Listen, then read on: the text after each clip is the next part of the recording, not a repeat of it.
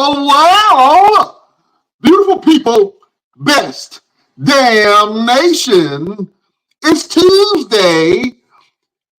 Thank you for joining us. I am your humble host, Brian Renegade. And with me, I have the best damn crew. First of all, you see him over there. He don't even want to show his face because he's that maniacal. The villain of the Best Damn Wrestling Podcast. The dawn of the Best Damn Wrestling Podcast. Your favorite photographer's favorite photographer, the one and only LP, is in the building. What's happening, Pete? What's going on, man? What's going on? Pretty good. I can't complain. Oh, man. Good to have you back on the show, my friend. Thank you for having me, sir. Absolutely. Next, he is the green-eyed bandit. He fights people. Sometimes he bites people. He's your mama's favorite wrestler, and he can whoop yo daddy ass, the one and only Roosevelt. What's happening? Yo, what up, man? It's Tuesday.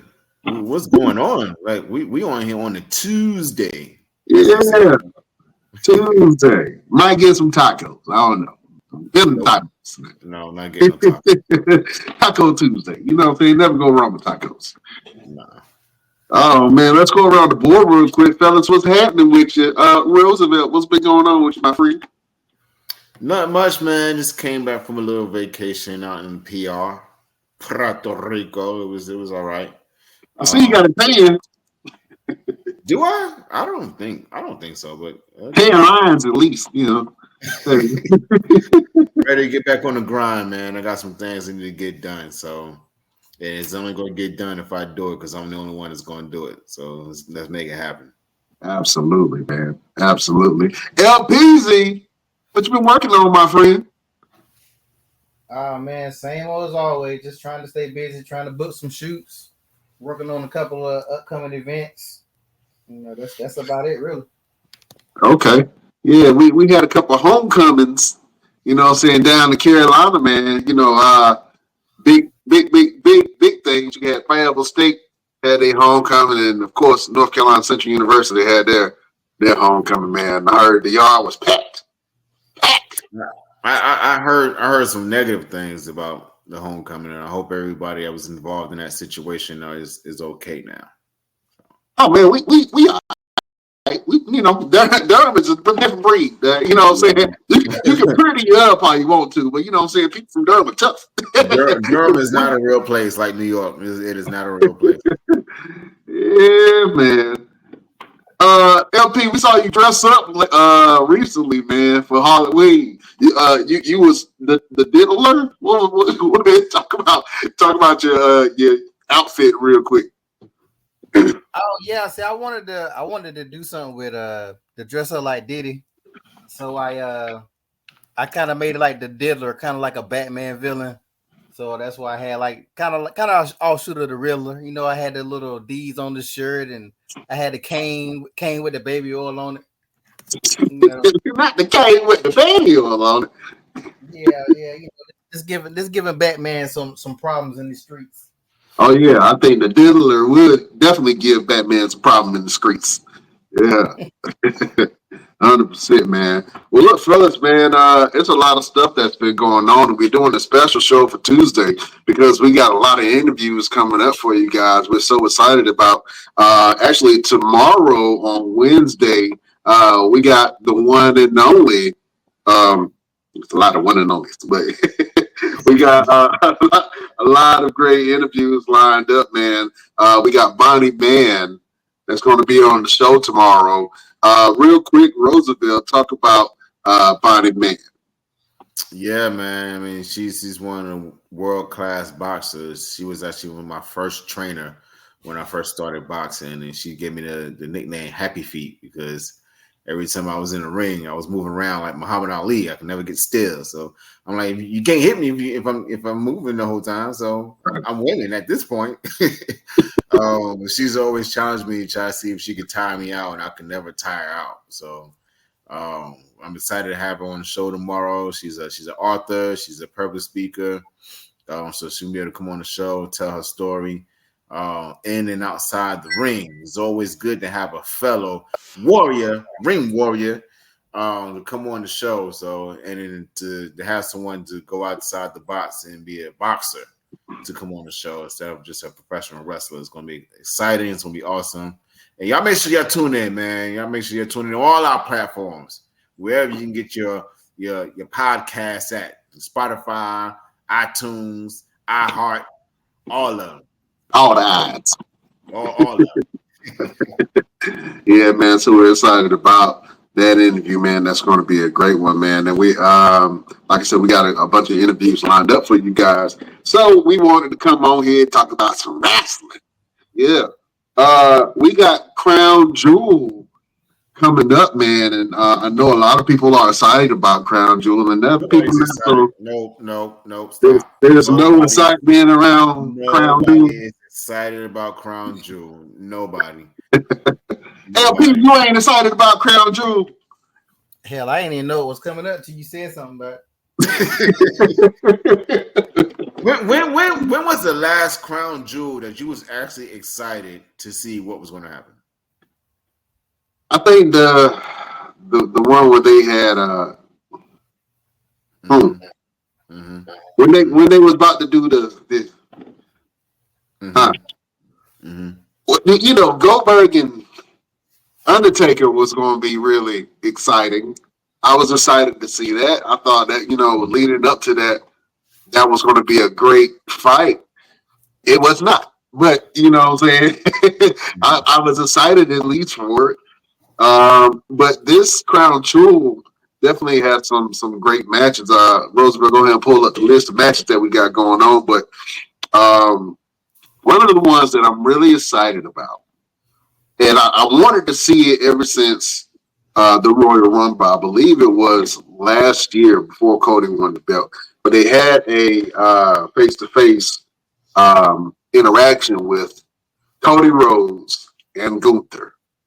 And for sure, I thought that year that Gunther was going to win. He did not. Cody Rhodes ended up winning that, and you know, he lived his story. Whoop-de-doo. All right. Now, full circle, come back around. Gunther is champion, and now we have Cody Rhodes versus Gunther. LP, you are a Gunther fan, man. How do you feel about this match, and who do you think is going to take the win? I think Gunther's going to win it.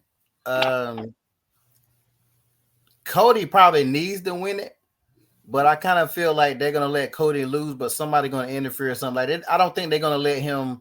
I don't think it's going to be a clean match because they're trying to protect both of them. And I think the only way to protect both of them is to have whoever Gunther's going to fight next, or whoever, whether it's KO or somebody's going to interfere and make Cody lose it. That's why I think it's probably going to be KO, because I think KO is probably going to be the next person to go after Cody's belt if it's not Randy, which I don't see it being Randy, not the way that it's going right now. I can definitely see that. Roosevelt, how do you feel about this Cody Rhodes versus Gunther match? It ain't no real hype to it. Cody and Gunther is not really selling it on a promo standpoint.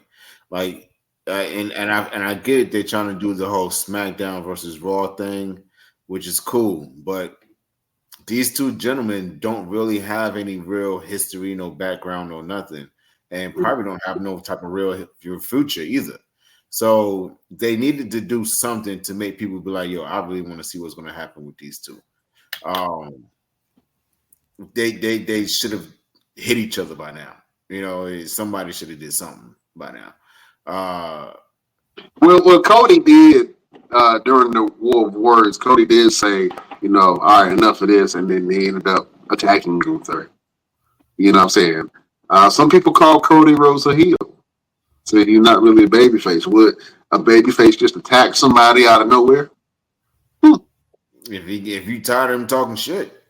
Tired of running their mouth, you might hey, You know what I'm saying? Sound like to me he couldn't hang in the ring with the King, Gunther. You know what I'm saying? So Gunther he's been cutting some really good promos, and the promos I like him because they're almost personal. You know what I'm saying? Like he attacks the person, right? And their character and who they are, and I love seeing that from Gunther because it makes him a little bit dark. You know what I'm saying? As when it comes to a heel, and you believe Gunther, I believe Gunther 100%. I believe his character. I believe that he can beat damn near anybody, and he carries the championship well. Now the difference is when Roman Reigns was holding the championship, and the difference is when Seth Rollins was holding the championship. Usually they would close out the night.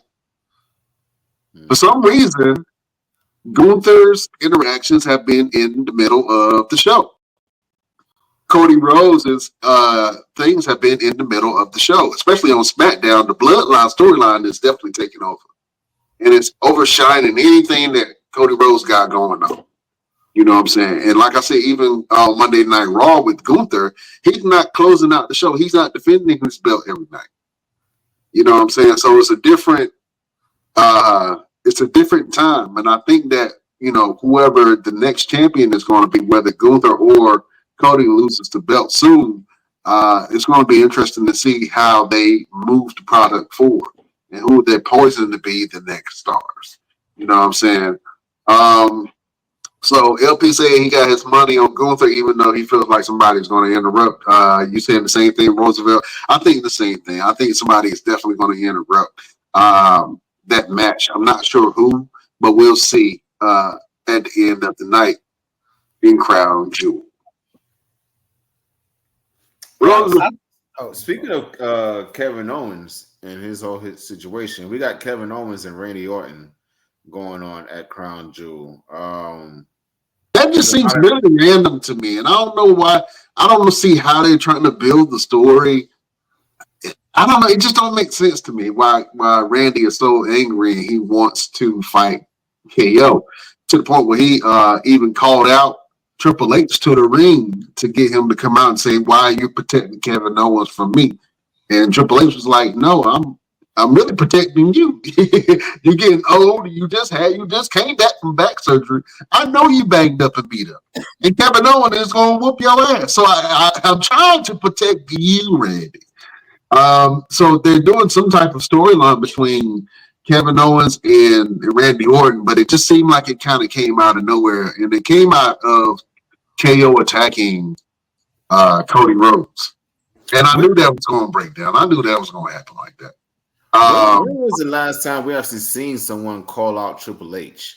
I got a feeling this is like a Triple H Randy Orton prelude. Because you think about it, Randy Orton is on his way out. Who would be the one to really bring him to a retirement situation? And I think the best one would be Triple H at this moment. Triple H ain't getting back in the ring, man. Triple H love his life too much to get back in that ring.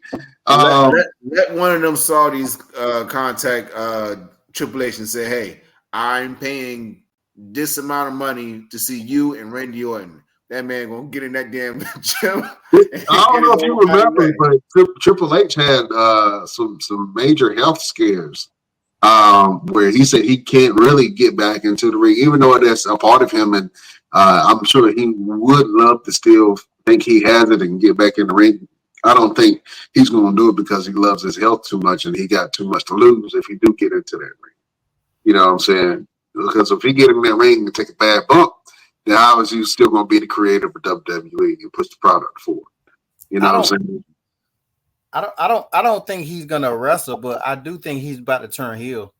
I do think that this whole thing is setting up Triple H is going to, because it doesn't make no sense. I'm trying to protect you from Kevin Owens. Like, since when they've been pushing Kevin Owens, it's hard as they trying to push him to, to make this story fit. So right. I do feel like Triple H is going to pull. I mean, he got heart issues, but I'm pretty sure he can pull off a pedigree. So I'm pretty sure that he's gonna do something to Hit him with a one and done. Yeah, I don't know. I definitely don't see him getting back in the ring. Now, I don't even want to see that. Like, I don't even want to. I'd be too scared to watch that match.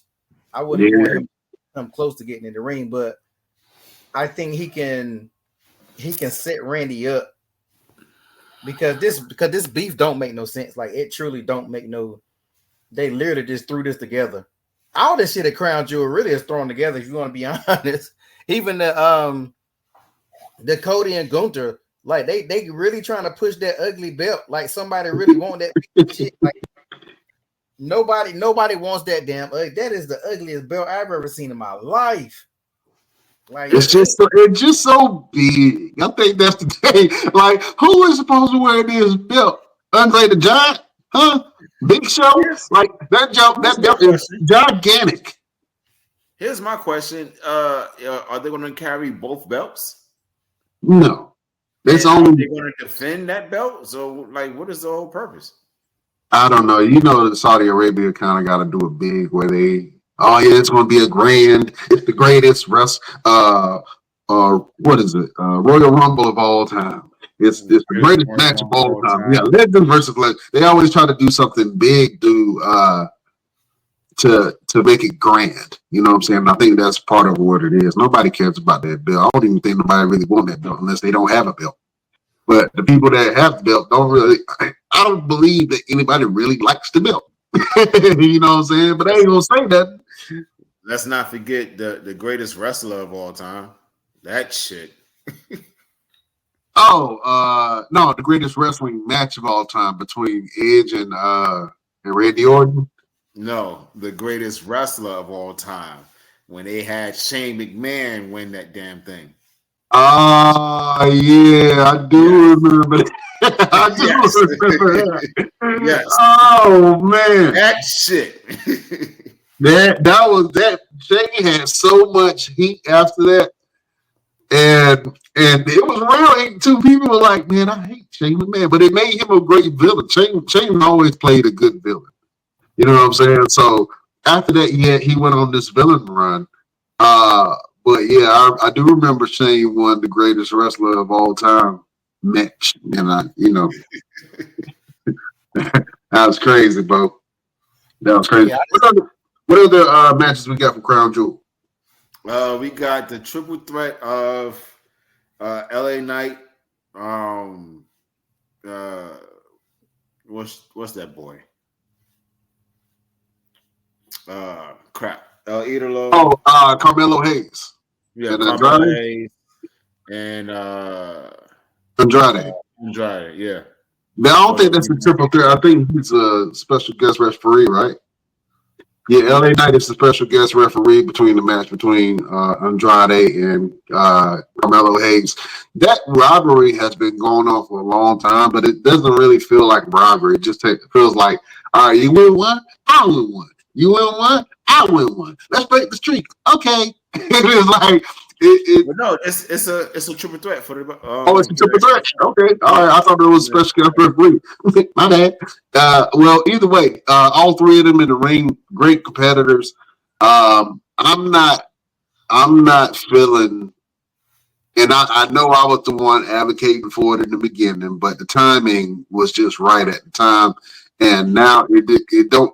When LA Knight won the belt, it was timing for him to win the belt, but the timing wasn't right when the fans were really behind him and really pushing for LA Knight.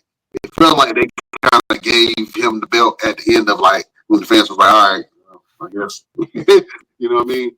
I had fell in love with being a LA Knight fan, and I like LA Knight, but I can't watch his matches. They are, I don't know. It's something about it that just I can't quite put my finger on it, but I don't really care about his championship. I think LA Knight is just trying too hard. I think he's trying to do more than what he needs to do. Like he has really great mic work, and I think he got compared to Stone Cold and The Rock so much that he's trying his hardest to stay away from that stigma of you got the character, you got the talk. And so people are automatically thinking, well, you don't got to wrestle too much because you can just be the character. And I think he's trying to show that, I can really get busy in the ring, but you don't have to, bro. Just take what you get. Get your check and keep it pushing. Yeah. LP, man, how you feel about LA Knight as United States champion? I mean, I think he's just a typical champion. I don't really they haven't really elevated that belt in a while. It's not his fault. It's just the material stuff that they give them. They not really they push him and AJ Styles real hard, but they haven't. This other stuff to me is just not. It's just not grabbing enough to build that title up or make me care about what's going on with it. But yeah, I don't really think it's LA Knight's fault. I just think I don't know. I just think WWE needs some more writers. I really think that's what the bigger problem with all this stuff is. They just not writing good stuff right now. Whether it's Triple H or whoever it is, they just outside. And even it used to be we could say other than the bloodline, everything else stinks. But now even the bloodline stuff ain't really that great because we all know where it's going. We all know where it's headed when it comes to. We knew Jay was gonna come back. Sammy, they already had Jimmy and Jay looking at Sammy. I think like last night. They're gonna add Sammy to the team. The OG is gonna go against the new guys or whatever. But really, what's going to happen after that? Like that's what it really boils down to. Is I think the bloodline is better as a heel group. I don't want to see a face bloodline. And then if they do, after they had this match, what y'all gonna do with all these Samoans? You know what I'm saying? They keep on adding all these damn Samoans. What the hell y'all gonna do when if Roman back ahead of the bloodline, they gonna keep on having a rogue version of the bloodline? Like that ain't gonna make no sense. We running into NWO stuff when we start doing that. So what is really that's why I said y'all talking about bringing in these other Samoans, the other kids. Like, no, we ain't got no more room. We full of Samoans. We don't need no more. Like North Carolina, we full. Don't bring no more. Well, let's go ahead and switch over there. I know they got some other matches for Crown Jewel, like Liv Morgan versus Nia Jax, which nobody really cares about. Nobody. I don't.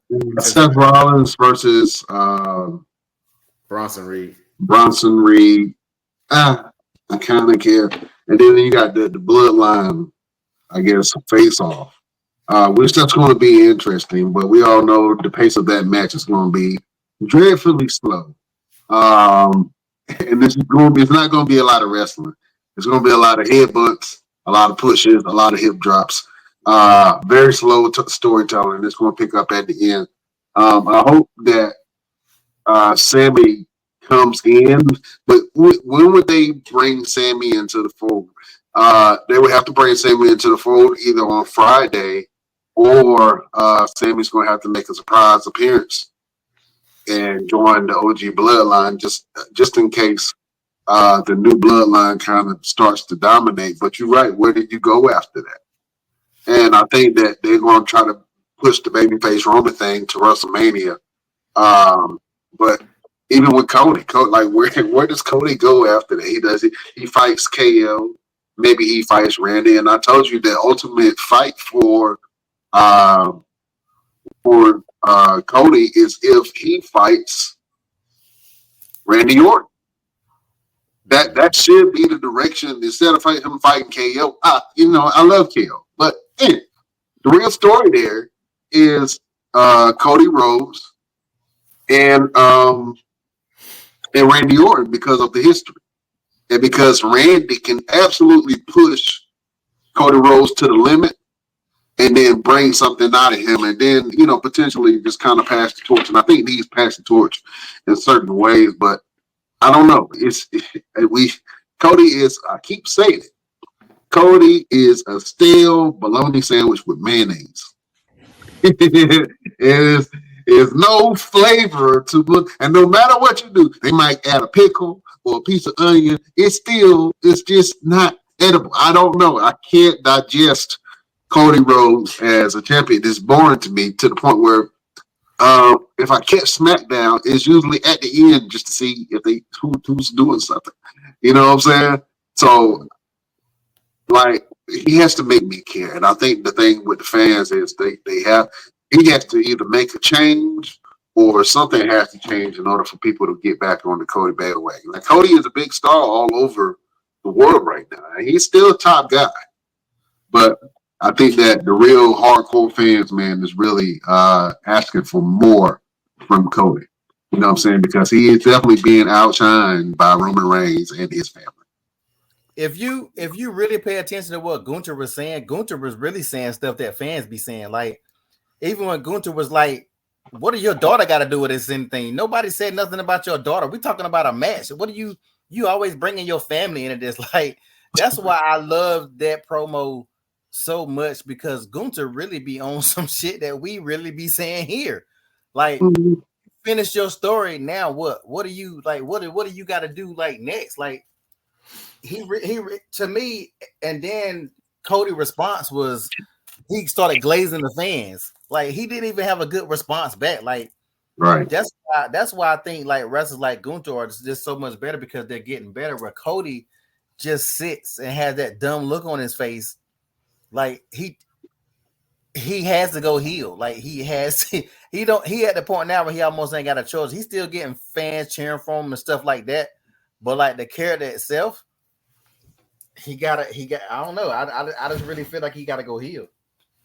If I was a current signed talent, no matter which company is, WWE, AEW, I would utilize X a lot. I would utilize whatever the fans are saying on social media in my promos to kind of really hit hard and really hit you in your gut.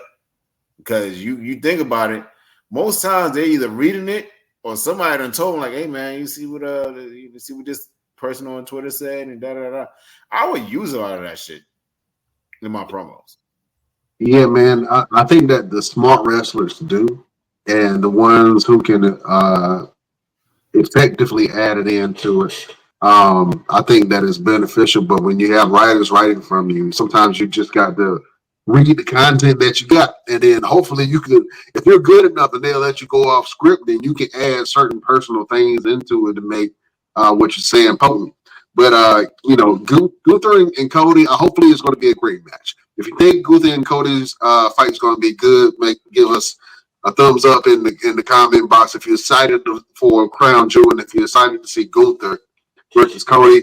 I'm excited to see the physicality in it, and I hope that Gunther really. I hope it's a good battle. I hope it's a good fight. That's all I want. I want a good fight. With the bloodline storyline, I'm expecting it to be a storyline. Everybody else, I just want to see good wrestling. We got one more match to mention, and that's the WWE Women's Tag Team Titles Fatal 4-Way match. Jade Cargill and Bianca Belair is defending against Kairi Sane and Io Sky, Lash Legend and Jakara Jackson, Chelsea Green and Piper Niven. Yeah. I mean,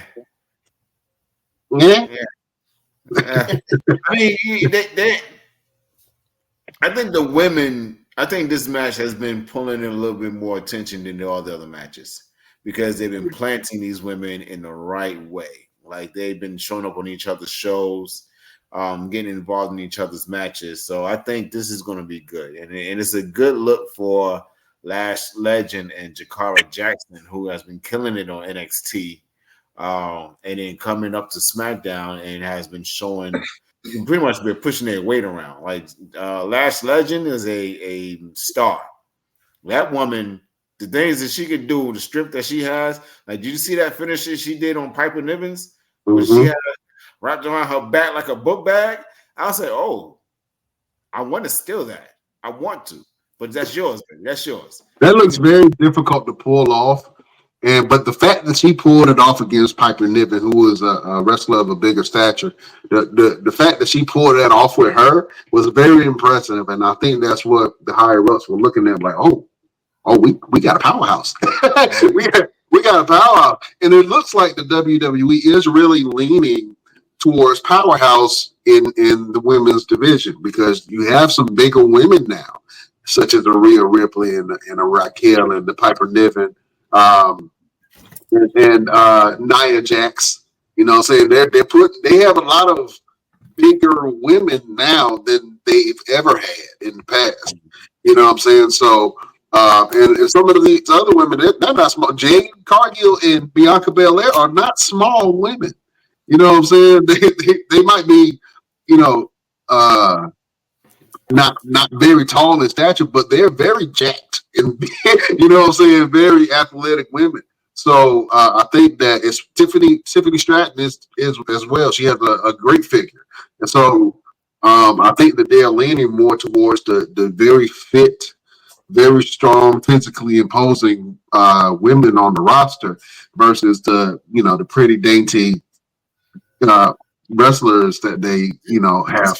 I mean, just go ahead and say what LP's thinking.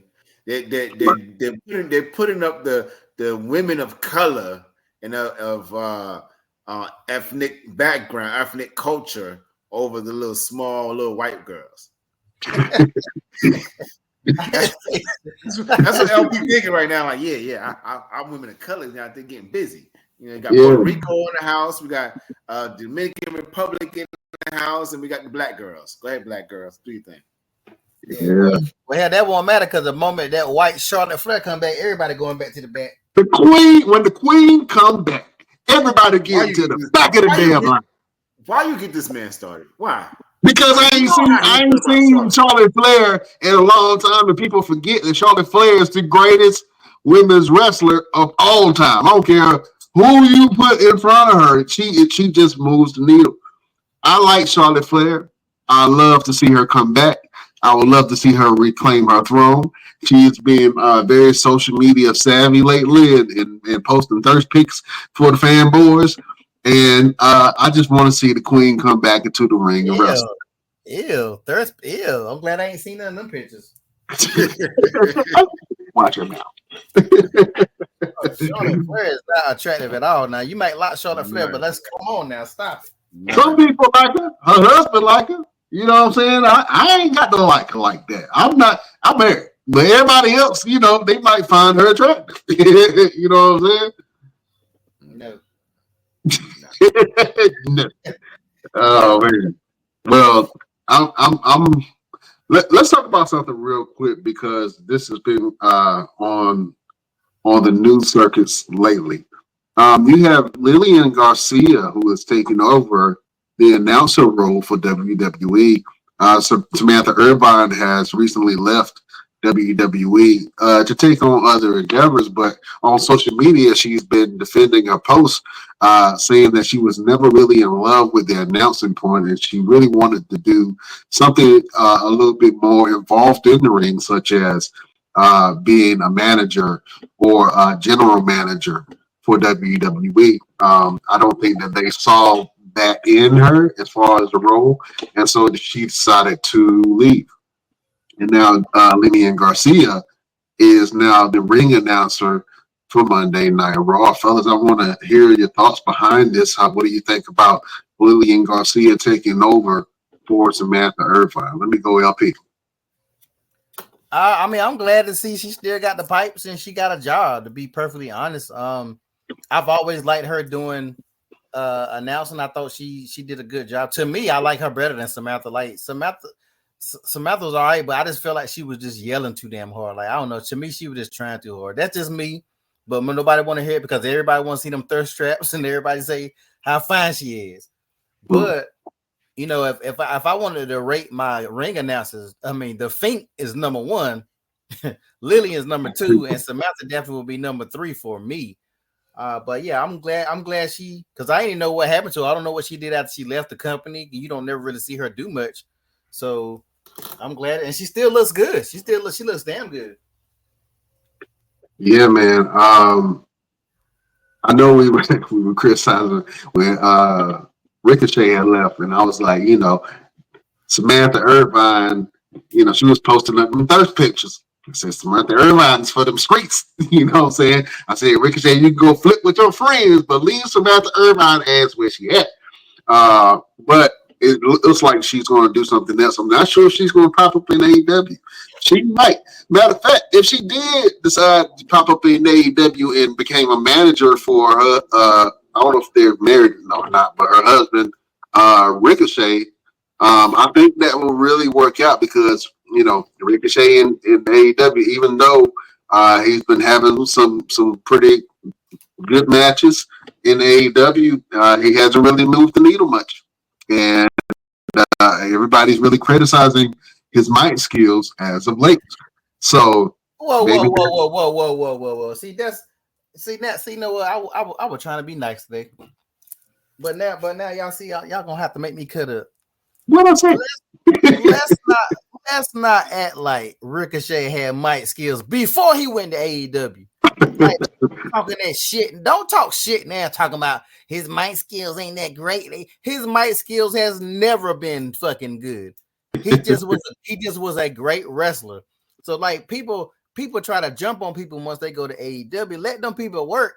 The man wasn't happy over there. Do you want to stay on a job where you're not happy or you don't feel like you utilized? They've had plenty of time to utilize this man.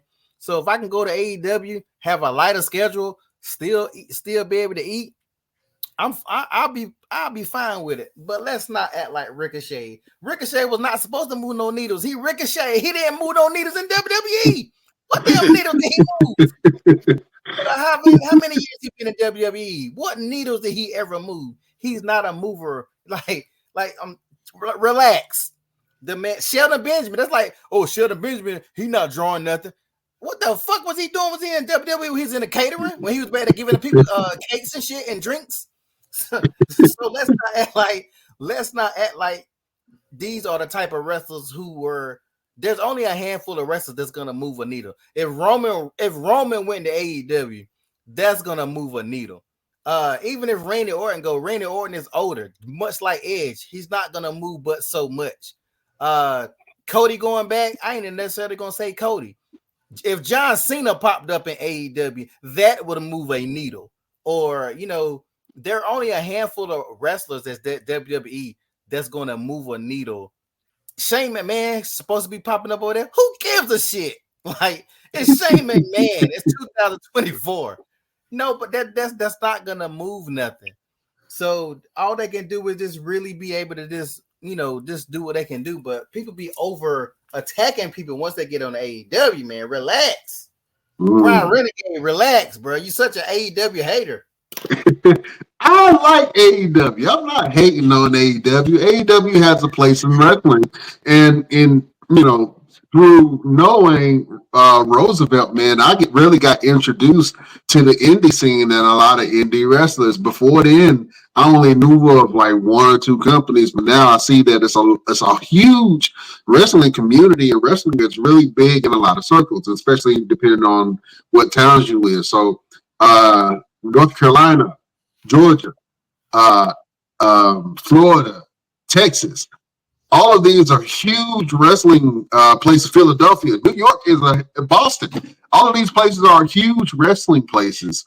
And then they have smaller promotions which are drawing and doing great numbers and doing their thing. And I would have never got introduced to that if I didn't really start diving into the wrestling world. So I think that AEW absolutely provides a place for wrestlers to go work and a safe alternative. Now, am I pro WWE? Yeah, I've been pro WWE since I was a kid. You know what I'm saying? So obviously, watching the product, man, I got my loyalties. But I also watch WCW. I was a big WCW fan. I was a big ECW fan, and when WWE acquired these assets, it just made me more of a fan. Even though everybody had their fit or whatever the case may be. So there's definitely a place for AEW, and I'm happy that a lot of these wrestlers, when they leave WWE,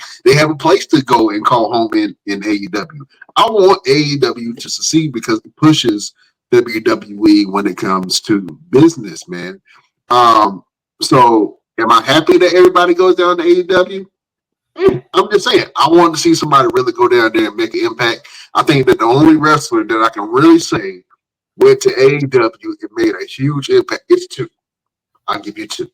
There are two wrestlers that went to AEW and made an impact in the product. First person was Chris Jericho. Chris Jericho, the company built itself around Chris Jericho when he first got introduced and saying, hey, I'm going to be in AEW. So Chris Jericho will probably be the most important piece to AEW because when Chris Jericho joined AEW, it made everybody like, hey, hold on. Chris Jericho is there. Oh, this is real. This might be real competition. The second person to go down there and make an impact was CM Punk. Like a very substantial impact. CM Punk, and we talked about it on the show. CM Punk's entrance back to wrestling in AEW was huge. It was everywhere. Everyone wanted to see it. He made an impact. People started watching AEW to see CM Punk. I've never been a CM Punk fan, but I realized the man had impact when he went to the AEW. And then when he left AEW, he still had an impact. You know what I'm saying? So honestly, those two people I could say really moved the needle for AEW to be looked at a little bit different. And now in between then, they've had talent go down there. But I'm just saying, as far as people caring about it being a real promotion or not, I think those two names really kind of solidified AEW as a competitor. You know what I'm saying? And now in the world of in WWE, man, they got money out the watch. First of all, have y'all looked at the WrestleMania tickets? Yes. You Who got in the hell is giving up their house, home, and children to go watch WrestleMania live? You got to sell blood, semen, and a little bit of ass to get some tickets. you got to damn near sell your right testicle in order for you to get a ticket to WrestleMania. And that's only if you live down the street. Man, I started looking at the tickets and I'm like, because for me, I'm like, all right, maybe $900 to $1,000, $1,500. It would make sense if I had a decent seat. They were selling those tickets for the nosebleeds. And then you're looking at some of the tickets, $5,000, $13,000. Who the hell spending $13,000 on a ticket? if listen, no. If I'm spending that type of money on a ticket, I need to be back in catering. Y'all got to feed me. I'm finding some chicken in the back somewhere. Y'all ain't no way I'm paying that much money and just for to sit somewhere. I better not see no popcorn, no hot dogs, nothing. Then you better have all kinds of big platters of ribs and Big Mac. Somebody grandma better be in there cooking the entire time. If I spend $5,000 on a ticket, Jesus better be there. You know what I'm saying? Jesus better come back. That's the only way. And I'm like, I can justify it, but I can't really just like $13,000 on a ticket. And even if I had that type of money to throw away, you know what I'm saying? I got a little bit of bread, but I'm not throwing away that. You know what I'm saying? I'd rather invest in a small business. Give me some percentages off of. So, like, bro, that is insane to me. So, but it shows you that TKO and WWE is at a good place because they are able to charge those types of prices for their tickets. You know what I'm saying? So business is good because I think they're gonna get a little while. I think they think that. But I think they're gonna. I think, don't get me wrong, people gonna buy it, but I don't think it's gonna sell like that. And I think that shit gonna go down. Like, this ain't the Super Bowl. It's not the Super Bowl. Like, WrestleMania is the biggest thing in wrestling. You know, it is the Super Bowl of wrestling, but you got regular people. Like, your fans, most of your wrestling fans live in trailer parks. So let's keep it a buck. Shit, I live in a damn trailer. So I don't live in a trailer park, but I live in a trailer. But don't for people to think that these people can spend that kind of money. Yeah, you'll see the Trinidad flag guy. You'll probably see green shirt guy. You'll see them because they be traveling overseas, so they got money. Whoever they are, they got money anyway. But the average person is not going to spend that kind of money because they can't spend that kind of money. Well, I got a secret way for anybody that wants to go to WrestleMania, I got a secret way for you to get there for free. I'm gonna go ahead and tell you. Okay, I got the end. Okay, I'm gonna tell you. Come a little closer. The best way for you to get into WrestleMania for free is you got to win the Royal Rumble. Aha.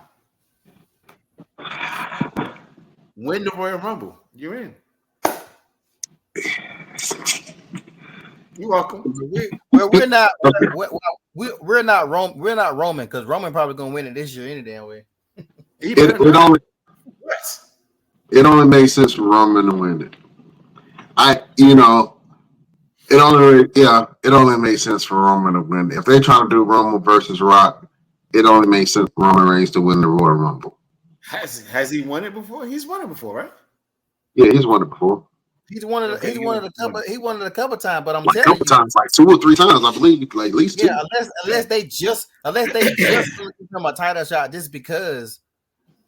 And you gotta think the Royal Rumble is not what it used to be, so they gotta spice it up and make the worst thing about the Royal Rumble now. You already know who's gonna win. The last couple of years, there was no shock on who won, especially when Cody won it. That was ridiculous. So you can't get excited about. You remember they used to have the All-Star Rumbles, and if you had a Rumble with Triple H, Stone Cold, Undertaker, you ain't know who the hell was gonna win. Right. But now you already know who's gonna win. Even with Roman winning, you still know Roman. You still know Roman's gonna win. But I don't know. They gotta build these stars up because who really? What month is we in November? So the Royal Rumble is probably about maybe 4 months away, something like that, maybe. Who the hell you think? Roman only won 1. Really? Yeah. He won it twice. 2015. Oh, okay. I got to brush up on my wrestling trivia. I could have sworn he won it twice. I think he's came down to like the final a couple times. I know one time it was him and I think it came down to him and Edge or him and Batista or something like that. And that was, I think he's been in the finals a couple times though. Yeah. Yeah, but you look at the wrestlers now. What wrestler could you see right now winning the Royal Rumble? Unless the Royal Rumble winner gonna fight against Gunther or whoever. But like right now, we almost in the same boat we was in last year. They're not really building these stars up, man. I think that the person that I can see I would say Braun Breaker. I can see Braun Breaker winning. I can see. Damn, you got a point. Yeah, and even Braun Breaker. That's pushing it. Braun Breaker is good, but Braun Breaker is not that guy. I like Braun Breaker, but he's not that level. He's a mid Carter. He's a top mid Carter. Like right at the echelon of being at the top. He's not going to be a Roman. He's not going to be a Cody. You got to give it time. Well, they could do a swerve. If they did a swerve, they could have Jey Uso win.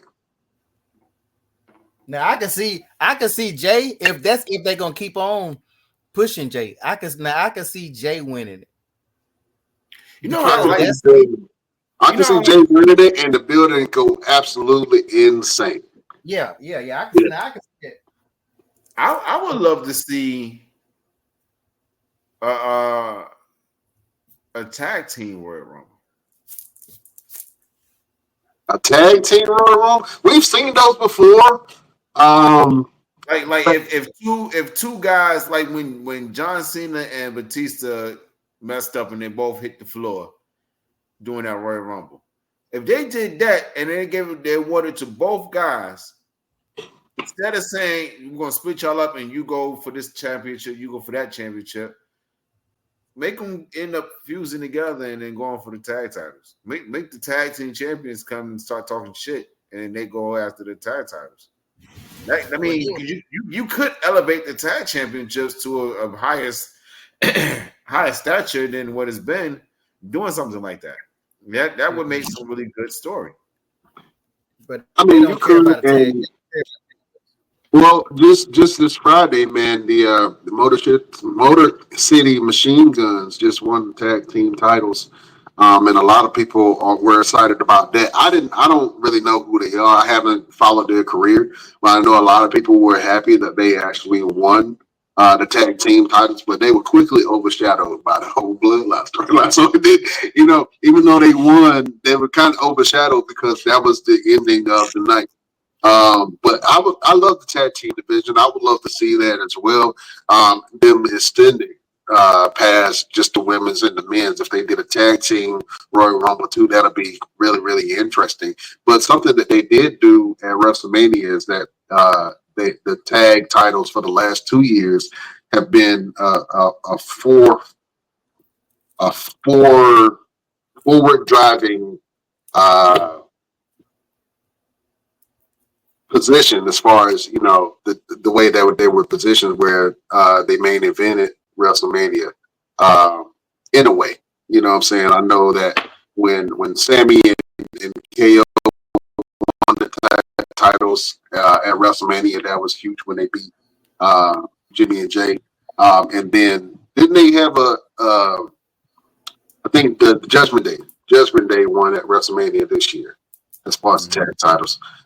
So I love the tag team division. I will hope that they elevated the tag team division, and it would be good to see that. But I want to see the Royal Rumble go back to where it was, where you would bring in stars and you would bring in celebrities and you would bring in up and coming talent from NXT and then the independents, and you might see some people from TNA come in. I think that they absolutely should go in that direction.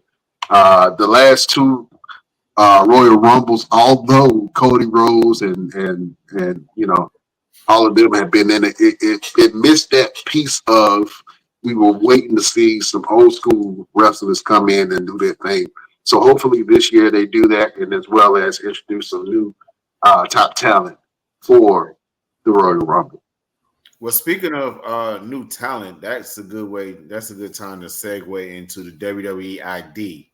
It is WWE's new independent developmental program, where they're highlighting some schools around the U.S. As places that they're going to start pulling some talent from, or at least looking at some.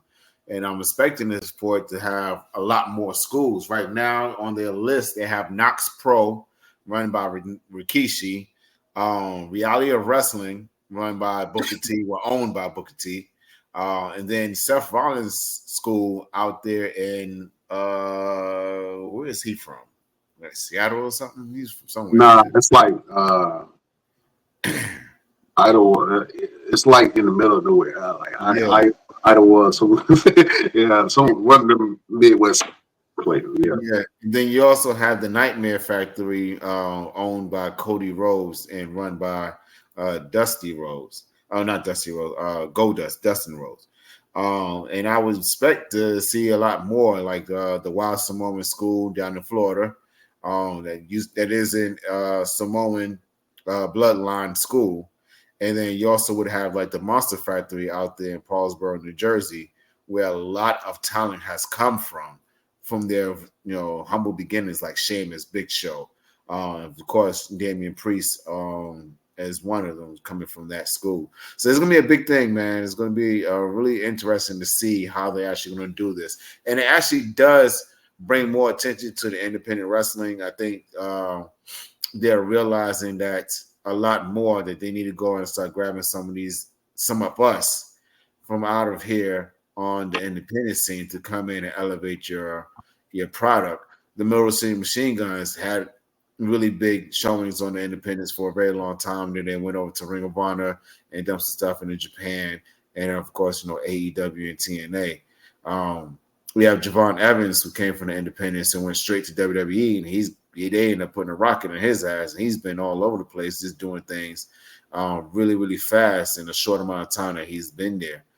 So I think the WWE is starting to say, and I think the the NIL that they had going on with the athletes coming out of college. I think they're realizing that these guys and girls don't have the passion like the independent wrestlers do. We're out here every weekend. We really want to do this. And I think a lot of the college athletes are just doing it because they being picked up, whether they didn't make it to a professional level or they lost a spot on a professional team, and they're getting a paycheck and they're learning something different. But if you grab some of these independent wrestlers who already have the skill and the drive to really do this, you can actually do a lot more with a lot of these college athletes. Let's be honest. If you bring somebody just because I know me, if you brought me down there and put me in a ring with one of those college guys, I could elevate that individual and show them how to do it versus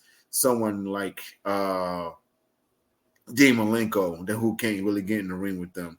But I have the same age and just by the same experience is like someone like a Roman Reigns who's been doing it for about 15 years, just as long as I have.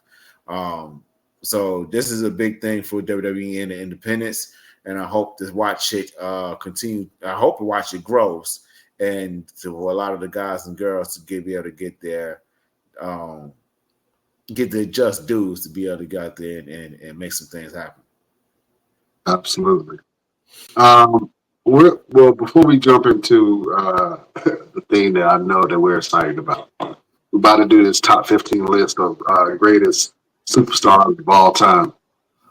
How do you feel as an independent wrestler? You've done a lot of things in a lot of promotions, WWE, AEW, Ring of Honor. I believe you did some stuff down in NXT, TNA. Not TNA, Impact. Was Impact? Yeah, Impact. Yeah. How do you feel about? First of all, this is great news for independent wrestlers. You know what I'm saying? To be able to have a pipeline to get to the WWE. Before then, it was more of referral and who you knew. And, shout out to Mark Henry, man. Mark Henry has found a lot of talent that, the WWE is now benefiting from. How do you feel as an independent wrestler, man, about people from other crafts like football and track and field, all of these superstars that are coming up? How do you feel this levels the playing field for the independent wrestlers? It elevates the playing field. I think it puts us way above these college athletes because we actually have the ability. We are actually trained. There's a lot of us that are actually doing this already. We know the footwork. We know the steps. Most of us know how to work for TV. A lot of these college athletes, these football players, these track runners, they know what they know. They know how to play football. They know if they take a tackle, they're coming off the field. It's a whole different playing level of playing field. If you get out there, you run a track race, you win that race and you're done. It ain't no 5, 10, 15, 20-minute thing. If you're a sprinter and you in the 100 dash, that's 10 seconds and you're done. You don't expect to have to go out there and do it again. But you get into a professional wrestling ring and they say, okay, we need you to go for 10 minutes. 10 minutes is 10 minutes, and it could change. You be told, okay, I need you to go out there for 10 minutes. You got this 10-minute long match put together, and then out of nowhere they say, okay, you guys got 5 minutes in. You just got in the damn ring. Now you got to take that 10 minutes and crunch it down to 5. So now you're moving real fast, like bing, bing, bing, bing, bing. And now your brain is going all different ways. So we have a greater advantage with this new deal that's going on with WWE, with the WWE ID. Because we have the abilities already and we already have the know-how, we have the trainings. The main thing is that a lot of these guys and girls is going to have to make sure they have the right attitude to actually go out there and don't ruin it for everybody else.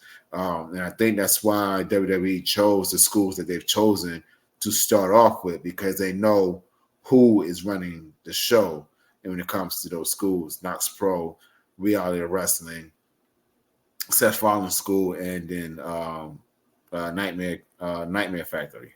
So let's see what happens, man. It's going to be a big thing, and it's no shade to the college athletes. An athlete is an athlete, but someone with the heart and drive to do something that they really want to do is a big difference. And that's where the WWE is realizing, like, okay, yeah, we got a lot of these guys girls who are young and they have a lot of drive to do something, but they don't have the drive to do what we need them to do.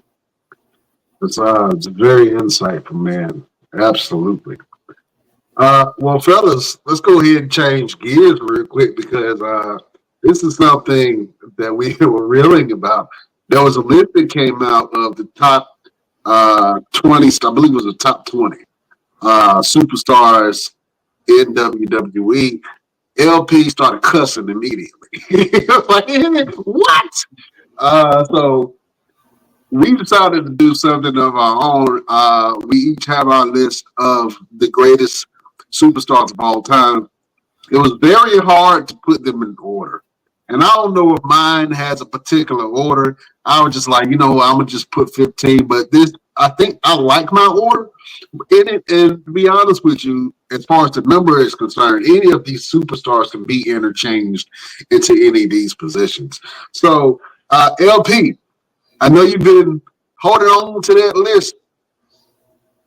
Sir, please give me your 15 greatest superstars of all time. All right, we should have showed that bullshit list first so everybody could have seen the bullshit. And it was I don't know where I saw it though. It's Give me 1 second. I'm looking it up now. Give me 1 second. It's the one I posted in the chat. It's what magazine is it? It's Sports Illustrated. Oh, that was Sports Illustrated. Let somebody lie and they just put it on top of the link. But it says Sports Illustrated's top 25 WWE superstars of all time. Well, I ain't worried about that list right now. I want to hear yours, LP, and I think I got mine. I like my order. Real quick, I'm gonna run down the list really quick from 20 to 1. Number 20 was Becky Lynch. Number 19, Mick Foley. 18, Chris Jericho. 17, CM Punk. 16, Andre the Giant. 15, Randy Orton. 14, Edge. 13, Roddy Piper. 12, Kurt Angle. 11, Randy Savage. 10, Bruno Sammartino. Number 9, Bret Hart. Number 8, Shawn Michaels. Number 7, Triple H. 6, Undertaker. 5, Roman Reigns. 4, John Cena. 3, The Rock. 2 is Hulk Hogan, and number 1 is Stone Cold Steve Austin and the Partridge in the Pear Tree. I like a lot of those names on that list. It's kind of hard to say, hey, I don't agree with the list. Maybe the order. It was very easy. Well, let me hear yours then. And you put yours in order. Now, did you put yours in order? You just did top. Oh yeah. Mine is in order, so that's why it took me. I went back and forth for a long time because it's very hard. So, with me, I try to choose the overall, mic skills, how much they impacted the show, how much they impacted wrestling in itself. So it wasn't just my favorite wrestlers, because if it was my favorite wrestlers, some of them are my favorite wrestlers, of course, you're going to be biased, but I didn't just base it on my favorite wrestlers. So are we going from 10 to 1? Or are we going from 1? We're going 10 to 1. We're going to do 15, top 15. You got 15? Oh, top 15. Okay, so number 15, I have Rey Mysterio. Number 14, I have Eddie Guerrero. Number 13, I have Chris Benoit. Number 12, I got Randy Orton. It seems like I skipped somebody.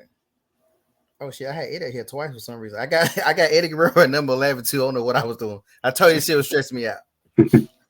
Number 10, I got Roman Reigns, whatever his damn name is, the Queef. Number 9, I have Booker T. Number 8, I have Bret Hart.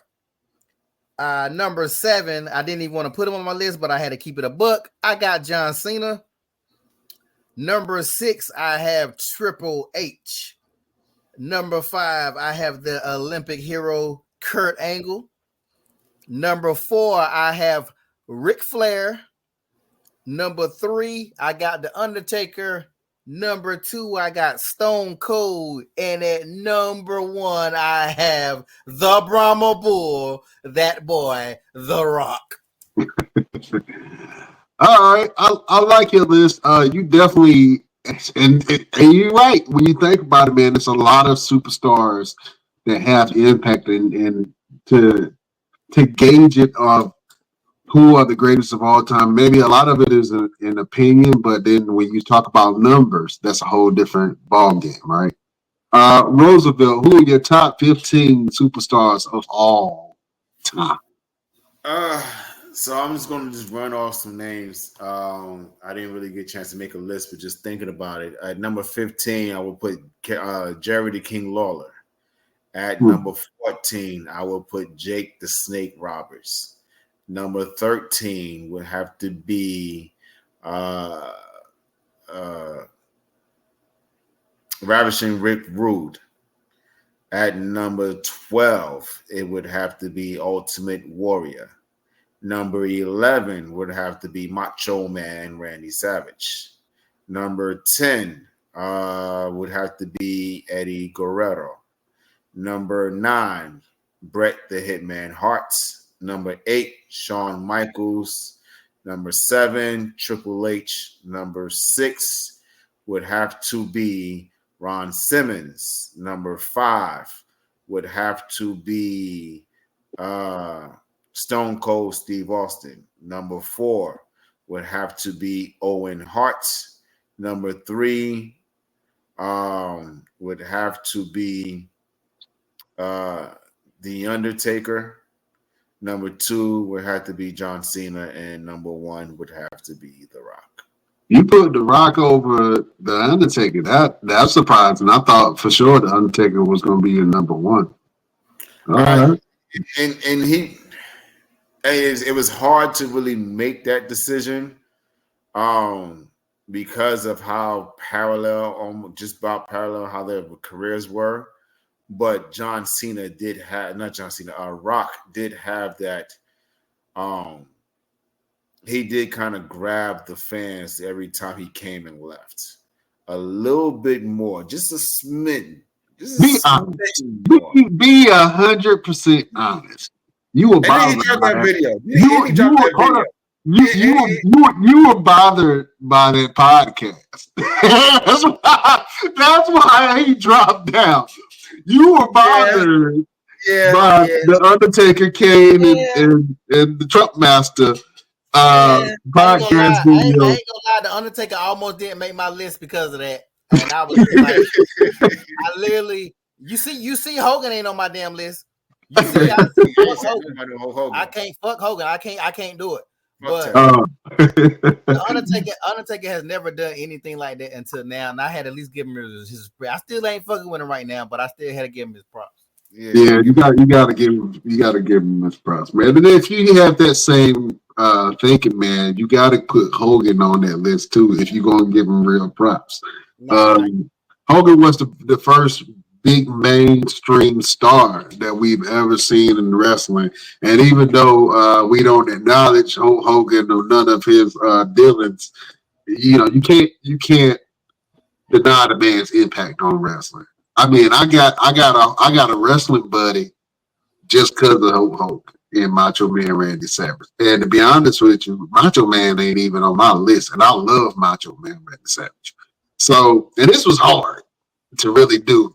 So I got 16, but I'm gonna start with my number 15. And my honorable mention is Kurt Angle. He's my honorable mention. Yeah, let's go ahead. Go ahead and say your list because we about to discuss these lists. All right, yeah, let's go. Let's go. All right, so at number 15, Brock Lesnar is my number 15. Number 14 is Chris Jericho. Chris Jericho has done a lot in wrestling. He's reinvented himself probably the most out of anybody that I know. So I would have to put Chris Jericho at number 14. Number 13 is John Cena. And I love me some John Cena. But when I'm making this list, man, I had to think about who had the most impact on me. Number 12 is Randy Orton. Randy should be in my top 10, but right now he's at number 12. This might shock you guys. Number 11, I got Mark Henry. Mark Henry's impact after wrestling was huge because he's brought stars to the main screen that we enjoy today. And his career after wrestling, especially being on Busted Open and a couple of other things, the All Caribbean wrestling promotion that he runs, he does a lot for wrestling still. So Mark Henry is definitely my number 11. Roman Reigns will be my number 10. I still acknowledge your tribal chief. Roman Reigns is my number 10. My number 9 is Triple H of all time. Triple H is just his impact is just insane. My number 8 is Bret Hart.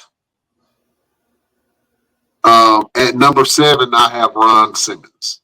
It's hard to not acknowledge Ron Simmons' impact when he won the championship, especially to be a person of color and see somebody make it to the mountaintop and still be a figurehead in wrestling. Ron Simmons definitely has that.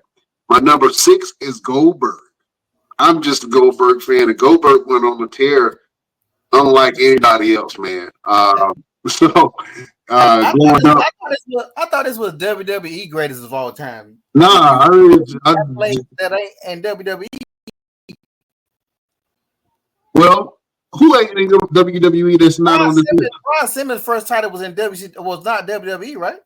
It was in WCW, but Ron Simmons still came to WWE and became Farouk and did his thing. But I was going by, which is fine. I was going by this. The post was WWF greatest of all time, so I was judging based on that. That's why I didn't have and now we were doing all time. That's why I didn't have like him on there because of that. What you said was right, but he did it in WCW. Right, he did that in WCW, but technically WWE bought WCW, so it still kind of fits. You know what I'm saying? It still kind of fits. Yeah. What else up on? Goldberg. Yeah. My number 5. My number 5 is Ric Flair. Ric Flair is he's just one of those household names that a lot of people know, and through hip hop and other mediums, especially some of the products that he's been selling, he's a cultural icon. So definitely Ric Flair is my number 5. My number 4, greatest of all time, is Shawn Michaels. His in-ring work, just the way he made me feel when I was a teenager, and what he continues to do right now with NXT. The chef has been cooking lately, so Shawn Michaels is my number 4. My number 3 is Stone Cold Steve Austin. I absolutely love Stone Cold. He made me want to be white trash. So I love Stone Cold Steve Austin and what he's done for the wrestling business, and even his podcast that he does. Man, Stone Cold is a stand-up cat, man. So Stone Cold just one of those names. My number 2 of all time would be The Undertaker, man. The Undertaker, there's nothing to be said about that. And the greatest of all time, the one who shares my birthday, the one who strikes fear in all of the superstars, the boss of bosses, the one and only Brahma Bull, Dwayne "The Rock" Johnson, great superstar of all time. Action movie star, whatever you want to call it. You know what I'm saying? That's the thing that we all agree on, though. We all agree that Dwayne "The Rock" Johnson is the greatest superstar of all time. And it's crazy to think that because he only wrestled for what, 5 years, maybe? No. It wasn't that long. 6 years? No. Before you talking about from when he was Rocky Maivia to when he left? From the time he was Rocky Maivia to the time he left. He wasn't in WWE that long, bro. It was only like 6, I would say 6 years, maybe.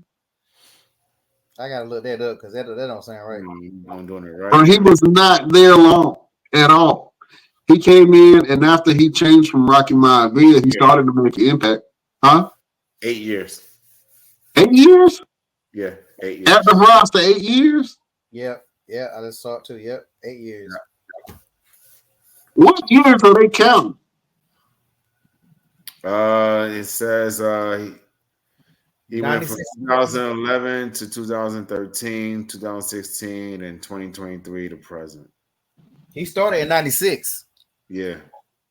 Okay, well, if you're gonna count after all his returns and shit, I guess. But but his in-ring work that we really remember when The Rock was super hot, it wasn't that long, bro. It was only like a couple of years. And when you compare his career, in-ring career, to everyone else, he shouldn't be the greatest of all time because everybody else has been wrestling longer than The Rock. Well, I don't think the length of wrestling makes you the greatest of all time. Like I The don't. length of time doesn't, but I mean, it's an argument. You can say that. No, because there's a lot of wrestlers. Stevie Richards wrestles for a long time. Is anybody gonna put Stevie Richards in the discussion? I mean, no. They might depend on how Stevie Richards made them feel. No. You know what I'm saying? That's why when you make this list, I try not to let my emotions I try not to let my bias kick in as much as your bias is always gonna kick in. Let's keep it real. But like you got Kurt Angle way at the bottom when Kurt Angle was the best rookie year of any wrestler. Like the stuff that Kurt Angle did from bringing one of the best Olympic stars, he started that whole really making people really pay attention to that. The man won every single title his first year. The man had mic skills, comedy skills. Like you got him so low. It's crazy. So low. Would you put Kurt Angle over Triple H? It's debatable, but yeah, I probably would. You know what? Would you put Kurt Angle over Stone Cold Steve Austin? You got Stone Cold in the top 5, but you had Kurt Angle like number. What you had Kurt Angle? I had Kurt Angle at number 16. Yes, that's Kurt Angle, and he not even looking at your top 10. That's disrespectful. So all right, so in my top 10, right, I got Rock, Undertaker, Stone Cold, Shawn Michaels, Ric Flair, Goldberg, Ron Simmons, Bret Hart, Triple H, and Roman Reigns. Where can I put Kurt Angle on that list? Who would you take off? Goldberg. Goldberg? I mean, first of all, let's talk about Goldberg.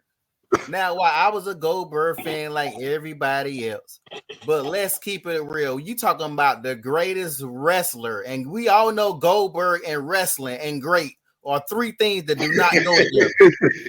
I said superstar. You cannot sit there and say greatest wrestler of all time and say Goldberg. You cannot say it because Goldberg was not a wrestler like that. You can Brock Lesnar was an amazing wrestler. That is debatable. What's not debatable? That's not debatable. No, who has ever said that Goldberg was an amazing wrestler? When have you ever heard that? I've never heard anybody say that Goldberg was an amazing wrestler. But I do say that Goldberg was dominant. Goldberg remained dominant in 2 companies. He's a football player. Yeah, he's gonna be dominant. Because you gotta you can't say that. You can't say that because WWE, the first Royal Rumble had a bunch of football players in it. They weren't even wrestlers. At least 10 to 15 people that. And you at least 10 people that was in that the first Royal Rumble was all football players. Well, you ain't seen it happen since. So there you go. You can't really say he was dominant in both companies. Again, that's why I'm telling you, if y'all got Peacock, sometimes just go back and just let the old shows play. I'm currently watching when Goldberg came to WWE, they started him like little small beefs. He didn't hardly do anything, and then he had a title shot. He lost the first time, then he beat Triple H. Then he ended up losing it again. He wasn't even there that long his first run. Either he got hurt or whatever, and he left. Like right now, where I'm currently at, he not even on the show. I don't even know where the hell he at until he popped back up. So Goldberg did not have a tremendous impact on WWE. The fans, actually, matter of fact, I know where the hell I'm at. I'm at the part where Goldberg left at WrestleMania when him and Brock had that match when everybody knew Brock was going back to football and Goldberg was going to retire and everybody booed the shit out of him and the Stone Cold was the referee. Goldberg left after that. Goldberg didn't come back until like years later on. So you want to talk about time frame. He was not even in WWE that long. So he was not dominant like that. So no, and I ain't trying to beat down your list, but come on, bro. You beat down my list. Y'all beat the hell out of my list. That's what I'm saying. You're not gonna disrespect your angle. You're not gonna. That's because Roosevelt, he made his list up on the fly. I can't even remember what the hell he said. He can't even. I can't remember. He can't tell you who he chose right now. He did not do the research. He did not do his homework.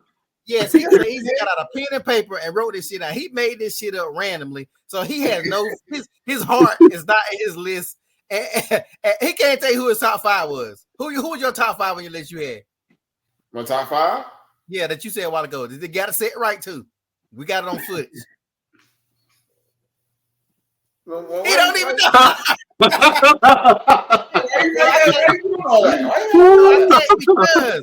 I can't say about your list because you made your shit up. But Brian got his list. Actually, we had a couple people on the same. We had Randy Orton the same number and a couple other. I fucked up and I don't know why. Actually, I had to drop everybody down a level because I got HBK at number 3. I don't know how the hell I missed not having HBK on my list. I'm tripping for real. But like, it's very hard to do a list like this because like I said, without being biased. But I went by WWE standards. Like, Macho Man is like one of my all-time favorite wrestlers. Like, Macho Man had him using the bell on Ricky the Dragon Steamboat, watching Saturday Night Main Event. It's moments like that I still remember at my age now, like getting excited about. But like when you look at like the impact of stuff like that, we can have this same list maybe 10 years from now, and it's still almost going to be like this because these newer guys, the only person that's up here who was pretty much new is Roman. And the only reason why Roman is up here is because of what he's done since, the last 3 or 4 years or whatever. But I almost didn't want to have, bro. I got him at number 11. I wouldn't have him in my top 5 under no kind of circumstances, regardless of what he's done, because too many other people have done too much. Yeah, this I know my list was very biased just because of what these people meant to me. But then when you're trying to put them in order of greatest of all time, it is very difficult. We can all say that we acknowledge the greatness of some of these men. And I you had some people on your list that I was like, damn, I wish I would have put them on my list, but I don't know where to place them on my list. Like Rey Mysterio is one of the greatest, is the greatest luchador of all time to a lot of people. Eddie Guerrero is one of the greatest of all time to a lot of people. Although, people don't talk about him much, but Chris Benoit was one of my favorite wrestlers growing up. You know what I'm saying? So, I mean, it's a lot of people that Big Show can be easily on that list. Andre the Giant could be on that list. Ultimate Warrior, I love Ultimate Warrior as a kid, but then going back and actually watching Ultimate Warrior, I'm like, what the hell was he saying? Yeah. That when you go back, I love the Ultimate Warrior too, running around my living room doing crazy shit. But yeah. Then when you sit back and look at it, be like, oh, he was horrible. He was horrible. Yeah. The reason why I got Booker T on my list, because Booker T, he wasn't on that list, and I don't think he made nobody else's list. Booker T, he was one of the few wrestlers that made that jump from WCW to WWE and made that successful. Yeah, that was successful. A lot of them guys did not make it at all. Booker T was and he didn't wait to come after the invasion or come late like Jericho and some of the other ones. He was the first one. I think like Buff Bagwell, him and Bagwell, that horrible match they had when they first came. But like Booker T was able to flip it, and look at him now. So that's why I hate that he's never on these lists where he should be. And The Rock said it himself. Booker T, one of the best performers he ever had in the ring. Booker T really could go, like, wrestling wise. So yeah. We got to give Mr. Perfect his flowers too. Yeah, I was a huge Mr. Perfect fan, but Mr. Perfect will be in my top 50, no doubt. Probably my maybe top 30 or something. You know what I'm saying? But I couldn't put him in my I couldn't put him in my. Well, he might would have made my top 20 if I would have kept going, but probably not. You can make the argument the Honky Tonk Man should be in somebody's at least. Yes. I mean, it's so many wrestlers, and I think that you really have to break down. It has to be a stronger criteria of who's the greatest wrestler of all time. Now, I would love to see financially who's the greatest wrestler of all time, and I think that The Rock will still be at the top of that list because of what he done at this past WrestleMania. You know what I'm saying? So, whoever your favorite wrestler is, just let us know. You can let us know your top 10, top 15 list. But yes, a lot of people that should be on these lists, man, that that really aren't. You know what I mean? You know what I would have Honky Tonk Man? I would have Honky Tonk Man on the number one gimmick wrestler superstar. I probably would have Honky Tonk Man. If he not in my number one, he might be like top 5. I'm talking about like the Goon, the Dennis, the Mountie, the Repo Man, like the top gimmicks. Honky Tonk Man might be that. He might be my top. Also, honorable mention, man, Kane. Kane is an honorable mention as well. A lot of people don't mention Kane when it comes to the greatest wrestler of all time, but Kane was tag team champion, Intercontinental champion, WWE champion, had some of the greatest storylines of all time, and he's a mayor right now. So, the reason why they need to mention Kane, because Kane has went through so many fucking gimmicks, so many different characters before he settled on Kane. He was Isaac Yankem. He was the Goon. Yeah, he was he was Diesel. Yep. So he went through a whole bunch of different characters before he settled on Kane and made it work. So he definitely. And then Kane ain't nothing but an Undertaker ripoff. So can you really say he one of the greatest when his whole gimmick is a ripoff of another wrestler's? So he got to lose some points. Also, fuck Kane. Why is he F Kane? What Kane do to you? Man, you saw Kane. You saw Kane with Trump. Kane been with Trump for video with his brother. He been with Trump for a minute. That ain't even nothing new. So I've been said to hell with Kane. Oh man. Real quick, everybody give me an honorable mention. LP, who's your honorable mention on your list? Somebody who won't on my list, or somebody that wasn't on your list that could possibly be interchanged with anybody on your list. I would say shit. That's hard because I think I would. Shit, I don't want to say him. Sergeant Slaughter, and I know that's probably like out of the blue, but Sergeant Slaughter was one of the greatest heels of all time. Like that dude was getting death threats. People was literally trying to kill him. Like you can't get more in character than that. And plus, he was on G.I. Joe. All right. Yeah, Sergeant Slaughter can easily be on that list of greatest wrestlers of all time. Roosevelt, who's your honorable mention that you can interchange into your list of greatest wrestlers of all time? Mr. Perfect. A lot of people would agree with you that Mr. Perfect can easily be on that list of greatest wrestlers of all time. Oh man, I had to think about it. Who would I interchange? That I think for me, and just because of the crossover that he did from mixed martial arts, I'm not sure if it was called the UFC then, but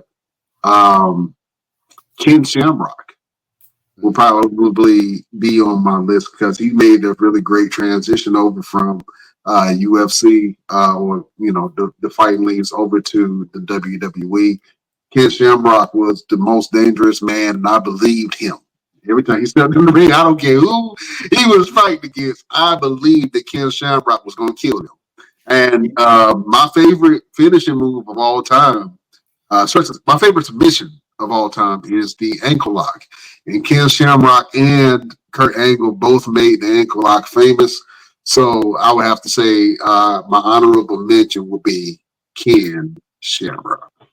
I know we didn't do it, and even though that list had Becky Lynch on the list above so many other stars that should have been on the list, I think we should pick at least one female. Yeah, I was about to say that too. I thought about that. We gotta pick at least one female to be on the list. Greatest female superstar of all time, LP, go. You can do two. Because you can't just you can do two. I would choose Medusa, because she was like one of the first females that really introduced me to wrestling, and she was pretty popular. which is, I'm picking wrestler because if I was picking like sex symbol or something, I would go like a Sable or something like that. But we talking about wrestling. Medusa could actually wrestle. So I would say Medusa, and I actually would say Bianca, just because Bianca has so much impact on the culture, even though they're kind of screwing over a little bit now, making her babysit old girl. But Bianca, like what she's done for little girls, and you seeing that kind of stuff, that impact that Bianca brings is way better than most. Yeah, I can definitely see that. Now, I would definitely put Bianca up there as probably one of the greatest female wrestlers, if not greatest wrestlers of all time. She's definitely in that top 50. If you mix male and female, she's definitely up there. Roosevelt, who are your top 2 greatest women of all time? I'm gonna give you a top 2 and an honorable mention. My honorable mention will have to be Mae Young. Mae Young is, she withstood the test of time, and she let you know, you're gonna treat me like the men. So if you're gonna hit me, hit me. She didn't play. And then my top 2 would have to be Trish Stratus and China.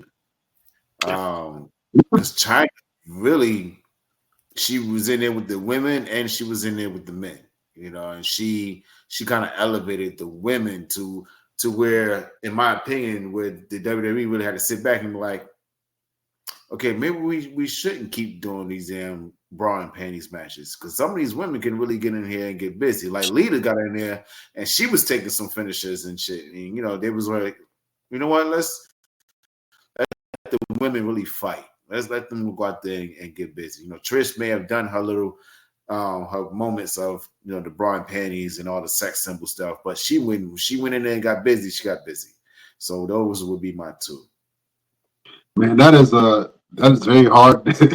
I will probably make that my list as well. I love Mae Young growing up. I thought Mae Young, and I talk about her all the time, but Mae Young was just different, man. Just the things that she would agree to at her age. I think that she was probably one of the oldest wrestlers on any roster that was taking bumps and stuff, man. So Mae Young is definitely one of the greatest of all time.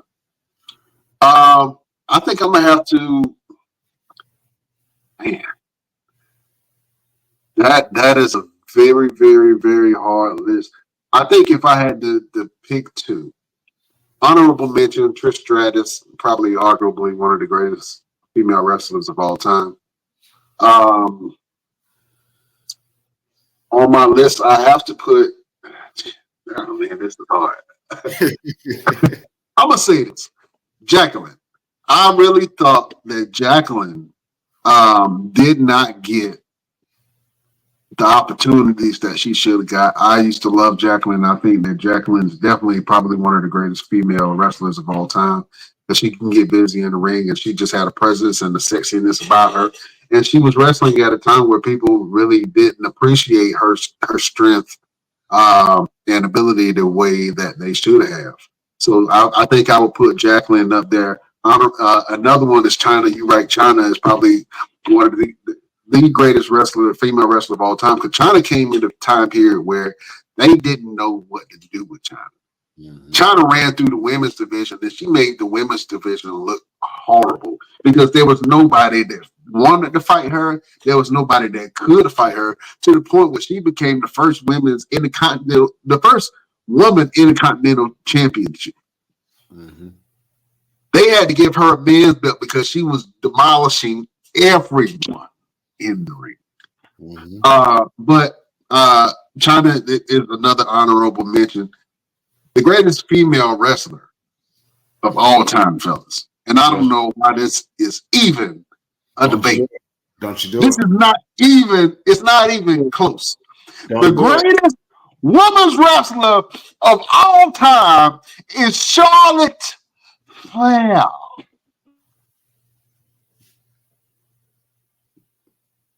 Go ahead and just. Don't you mute my mic. Don't you mute my mic. The greatest female wrestler of all time is Charlotte Flair. Not even close. Not even close. Something's wrong. Argue with your mama. Argue with your mama. Something's loose in there. You gotta No, everything is tight, Jack. Everything is tight. I do like that you mentioned Jacqueline, and I think the issue with Jacqueline is because she was so believable in everything that she did that it was like the same situation with China. It was like we can't really put her in the ring with anybody because we can't believe that anybody can really whoop her ass. Like she was winning there, and she was like, "Yo, I'm from Houston. I'm coming in there, and if you ain't coming correct, you going home." Yeah. So and she was same thing with Jazz. Jazz was just too dominant. Them girls, because like they didn't have no storyline. They used to swap that belt back and forth. Like I literally watched it 1 minute, Ivory fighting somebody, then next thing you know they teamed up. Like the women didn't have no storyline back in the days. Like Trish probably had the most storyline. That's why I think she was the most known because they gave her the most to do. And then even with Stacey Keibler, they have Stacey Keibler a little bit, but she never was a wrestler. But like, yeah, I think Jazz was just too much, and that's why they definitely didn't know what to do with her because she wasn't even pretty. At least they could put Jacqueline in a bra and panty match and swimsuit stuff. Like a Jacqueline had that body. I used to get mad as hell when Jacqueline used to lose. I'm like, what are y'all looking at? What I'm looking at? Like, what? I have to make a correction because Jazz was pretty. And the thing with Jazz, she just had a different demeanor about her, but she presented herself as a warrior. You know what I'm saying? So maybe that sex appeal kind of dropped off a little bit because she was absolutely a warrior in that ring. I believed her. I believe that Jazz could beat half the men on the roster when she was there. But you're right. I would look at Jacqueline and be like, do you not see all of that body, all of that chocolate? Why y'all can't figure out what to do with it? You know what I'm saying? Man, go back and watch that swimsuit battle they had when Mae Young. I think it's the same one when Mae Young pulled out her old saggy titties. Them fake titties. But Jacqueline had on this one piece. Oh my God. I remember being a kid or however old I was. I was like, where's my bottle of lotion at? I'll be right back. That one? Yeah, that one. Yes, sir. That one right there. I was like, are y'all fucking serious? Are y'all really get the fuck out? Nobody beat that shit right there. Oh my God. Oh man. And we got a video on our Instagram, man, that's kind of went crazy. I know it's got well over 1 million views, but it's the video of Sable and Jacqueline. And so Jacqueline had attacked the referee, and then Sable had pulled off Jacqueline's top and exposed her breast to the crowd. I hate that I have it up there, but it was a piece of nostalgia at the time. So if you want to see that of Jacqueline, we're gonna put some more of her wrestling up because I absolutely love Jacqueline. I think that she really didn't get a fair shake in the women's division, and I think that if Jacqueline was in this, I don't know if a lot of the women back then in this environment would be successful. There's only Jacqueline, Ivory, Victoria could wrestle. Victoria, Melina. Well, yeah, if you keep on going on, Melina. To be honest, and it's funny because she didn't ever get her push neither. Gail Kim could wrestle, but Gail Kim just didn't have no character. She was just kind of boring. She won the belt her first time getting there, but like after that, then the Bella twins and all them, Stacey Keibler, all them. No, most of the females no, but there's only like a handful that really good. Michelle McCool could get busy. Michelle McCool can still get busy, even if she came back. I think that she can get busy. Am I correct? Did she do the first Styles Clash? Did she do it before AJ Styles? I can't remember that. I don't know. I think so. She did that move before AJ Styles did. I don't really remember a lot of the women's finishing moves like that. I remember the Lita and the Lita Salt. I remember Victoria with the Widow's Peak. Victoria with the Widow's Peak. Stratisfaction from Trish Stratus. Jazz finished a movie. She used to hold you up by your arms, and somebody doing that now. Matter of fact, I can't think of who it is. Jade is doing it. Okay, yeah. That shit used to be like, God dang. Yeah. It's pretty brutal. Beth Phoenix ended up doing it too. Yeah. Beth Phoenix, arguably, Beth Phoenix can be said that she's probably one of the greatest women wrestlers of all time. I know a lot of people forget about Beth Phoenix and her strength, man, but Beth Phoenix is one of those women too. When she came in, they didn't really know what to do with her and her strength. You know what I'm saying? Where they still had her facing men at some point. So yeah, honorable mention. Shout out to all the women, man. I know we're big fans. I would love to get Jacqueline on the show, man. I think that she would give a great interview. And we can ask her some questions because I know it was a lot of stiff socks around my house whenever I saw Jacqueline, boy. A lot of stiff, strong socks, Jack. You know what I'm saying? But shout out. No disrespect. We're saying this as fanboys, but no disrespect to Jacqueline. But we absolutely love her and her in-ring work and Jazz as well, man. Those women, especially those two black women, paved the way for a lot of women of color today. So shouts out to them and then hats off to them. And some of the greatest female wrestlers of all time, but there's only one queen. Something's really wrong with you. Something's really wrong with you. I'm sorry. All right, beautiful people. This was a great episode, man. Fellas, let the beautiful people know what you guys going on and where can they find you. Let's go to the villain of the Best Damn Wrestling Podcast. LPs, what's happening? As always, you can find me on One Click Photography Shoots on Instagram, working on a couple of events, photo shoots all day long, and that's pretty much my life. So just get at me if you need something. Yeah, y'all go follow LP and everything that he got going. So we try to share LP's work, but sometimes, I'll be looking at the pictures and I'll be like, let me go ahead and go past this because so my wife don't think I'm looking at something I ain't supposed to be looking at. I'm looking at artwork, baby. It's LP stuff. So y'all go check out LP stuff, man. He got some great photo shoots that he's done recently, especially with his beautiful breast plates that he makes in some of his designs. So go check out the villain of the Best Damn Wrestling Podcast, LP, and everything that he got going on. LP, what's the website? Instagram, One Click Photography Shoots. All right, check him out. Roosevelt, what you got going on, and where can the people find you? Oh man, I took a month off. Didn't do it on purpose, but it is what it is. So I'm getting back on the road this Sunday. I got a show this Sunday in Chapel Hill, North Carolina. Of course, getting prepared to make this trip to Italy at the end of November to go over there and put booster faces and hit somebody with this PYT, defending the World Heavyweight Championship over there. And just doing my thing, man. I got stunt training tomorrow, preparing to do the movie Birds of Prey, where I'm playing the villain, Bronze Tiger. So it's going to be really cool. So we're going to start doing some stunt training, putting some choreography, some fight stuff together starting tomorrow. Of course, you guys can follow me on Instagram, Roosevelt the Fighter, on my TikTok, official_Mr. Everything.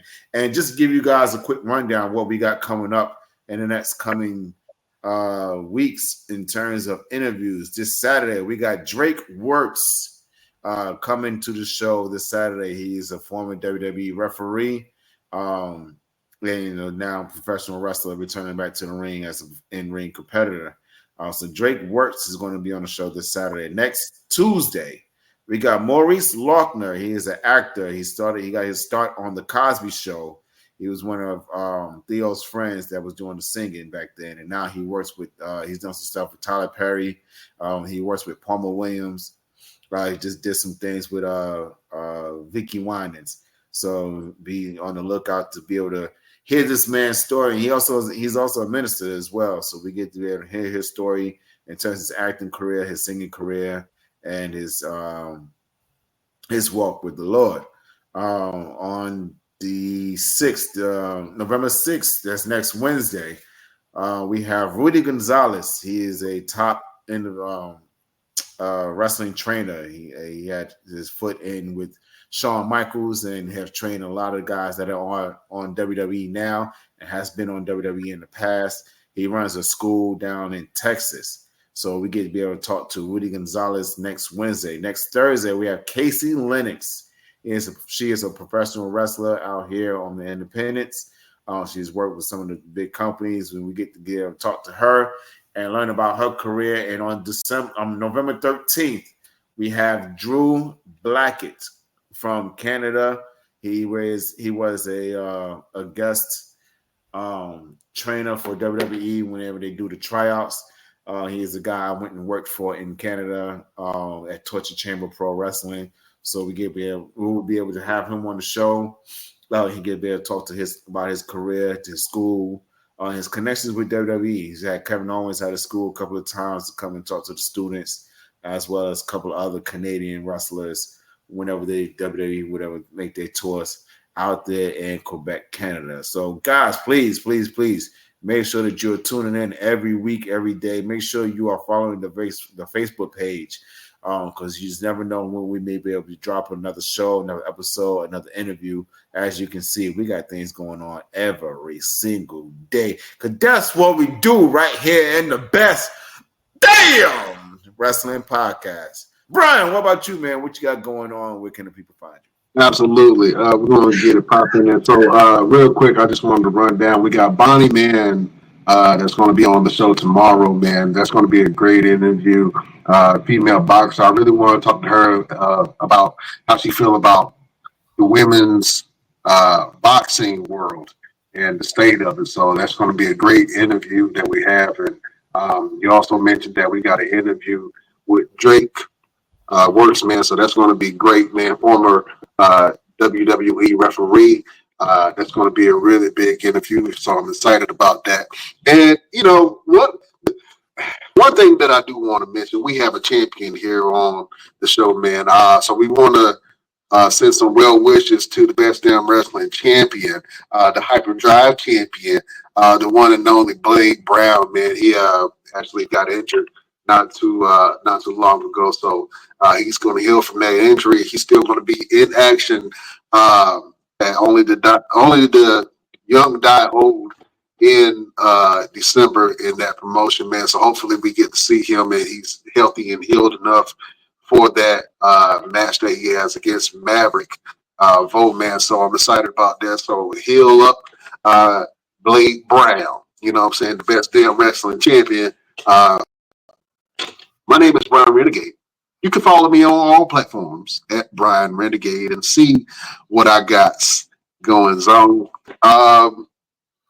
And yeah, one thing I am going to do, real quick, small business feature. I wanted to show you guys Cactus Corn again. Now, we've introduced Cactus Corn on the show before.